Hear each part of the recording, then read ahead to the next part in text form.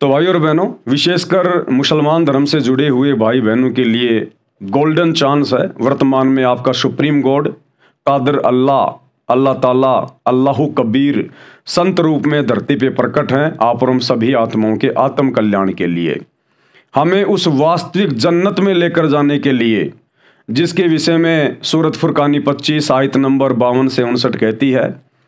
कुरान शरीफ का ज्ञान देने वाला मुसलमान भाई जिसे अपना अल्लाह कहते हैं, खुदा कहते हैं, असल में वो शैतान है। तो वो शैतान, वो काल, वो ब्रह्म, वो ज्योति निरंजन, वो क्षर पुरुष, इसके अनेकों नाम हैं, जो 21 ब्रह्मांड में डुप्लीकेट खुदा बन के बैठा हुआ है। यही हिंदुओं का भगवान बन के बैठा हुआ है। तो आयत नंबर 59 में वो शैतान हज़रत मोहम्मद जी को कह रहा है कि ऐ हज़रत मोहम्मद, जिस अल्लाह ने 6 दिन में सृष्टि को रचा, यानी आसमान और ज़मीन के दरमियान जो भी कुछ था उसको बनाया, उसके बाद 7वें आसमान पर अपने तख्त पर जा विराजा, उस अल्लाह की जानकारी, उस परमेश्वर की जानकारी तू किसी बाखबर से जा पूछ। तो भाई और बहनों, वो बाखबर आज वर्तमान में सतगुरु रामपाल जी के रूप में प्रकट है। अगर आवश्यकता है तो सतगुरु रामपाल जी के प्रवचन सुनने की आवश्यकता है। ज्ञान से ही ज्ञान होता है, तभी आप जी समझ पाओगे। और इस पवित्र आसमानी पुस्तक मुसलमान नहीं समझे ज्ञान कुरान, इस पुस्तक के अंदर मुसलमान धर्म से जुड़े हुए आम व्यक्तियों के तो छोड़िए, मुसलमान धर्म के जो बड़े बड़े स्कॉलर हैं, विद्वान हैं, उलेमा हैं, मुल्ला मौलवी काजी हैं, उनकी तमाम शंकाओं का समाधान कुरान शरीफ, कुरान मस्जिद के आधार से किया गया है, प्रमाण दिखा दिखा के। अगर एकमात्र मुसलमान समाज के लिए वर्तमान में कोई पवित्र आसमानी पुस्तक है तो केवल मुसलमान नहीं समझे ज्ञान कुरान है।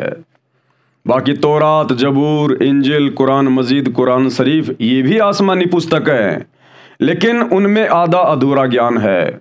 उन पुस्तकों में जो ज्ञान दिया है वो डुप्लीकेट अल्लाह ने दिया, डुप्लीकेट खुदा ने, इस शैतान ने दिया है। और इस पवित्र पुस्तक मुसलमान नहीं समझे ज्ञान कुरान, इस पुस्तक के अंदर जो ज्ञान दिया गया है, ये ज्ञान ओरिजिनल अल्लाह के द्वारा, सुप्रीम गॉड अल्लाहु कबीर के द्वारा, जो वास्तव में 7वें आसमान पर शाही तख्त पर विराजमान है। 7वां आसमान मतलब सचखंड, सतलोक। तो भाई और बहनों, आज गोल्डन चांस है मुसलमान धर्म के भाई बहनों के लिए। आप जी सतगुरु रामपाल जी के प्रवचन जरूर सुनिए।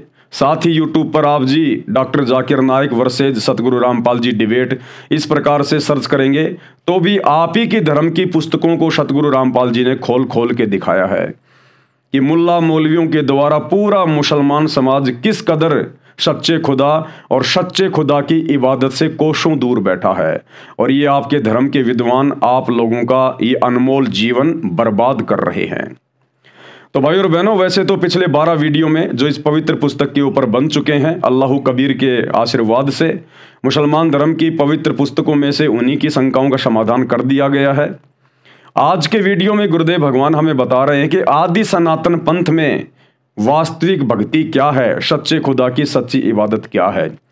यानी एक होता है सनातन पंथ। सनातन पंथ उसे कहते हैं जहां वेदों के अनुसार साधना होती है, यानी काल तक की साधना को सनातन पंथ कहा गया है, सनातन धर्म कहा गया है। और इस शैतान से ऊपर की जो साधना है, जो जन्म और मरण के चक्कर को समाप्त करने वाली है, हमें फिर कभी जहन्नुम में नहीं जाना, बार बार हमने जन्म नहीं लेना, बार बार जन्म लेकर हमने लक 84 में गधा कुत्ता शुअर नहीं बनना। वो है आदि सनातन पंथ, आदि सनातन धर्म की भक्ति।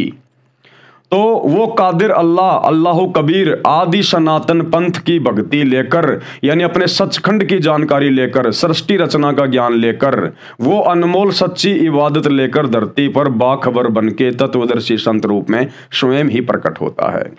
तो पिछले वीडियो में आप जी सनातन पंथ में की जाने वाली इबादत क्या है, आप कैसे शैतान के ही लोक में जा सकते हैं, ब्रह्म लोक में जा सकते हैं थोड़े समय के लिए, वहां अपना कर्म भोगकर फिर आपने वापस पृथ्वी पे आना पड़ेगा।